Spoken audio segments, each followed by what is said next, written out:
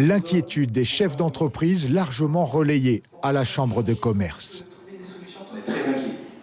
Avec des chiffres, un taux de pauvreté officieux de plus de 60% en Guyane, selon un consultant, et des entreprises bloquées entre retard de paiement des collectivités, lourdeur des charges, difficulté à se financer auprès des banques.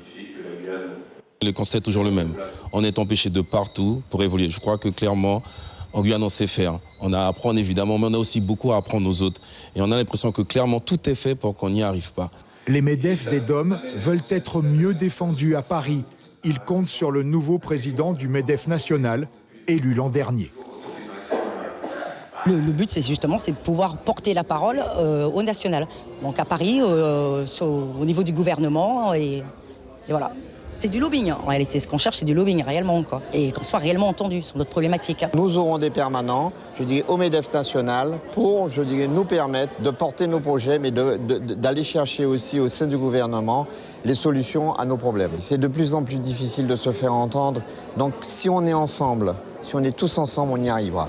Le gouvernement a annoncé cette semaine l'abandon du projet Montagne d'Or, mais le président national du MEDEF y croit encore.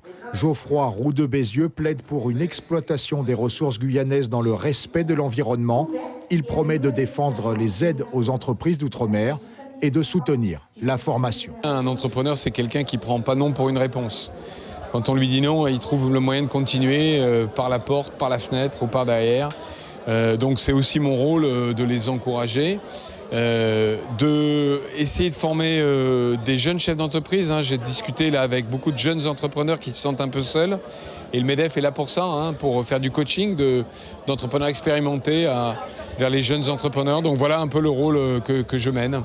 Le président du MEDEF veut aussi donner une plus grande place aux femmes. Signe de cette lente évolution, la présence hier de Carla Baltus, une chef d'entreprise guyanaise installée à Mayotte, devenue présidente du MEDEF local. Suivez l'info sur Guyana Première, télé, radio et Internet.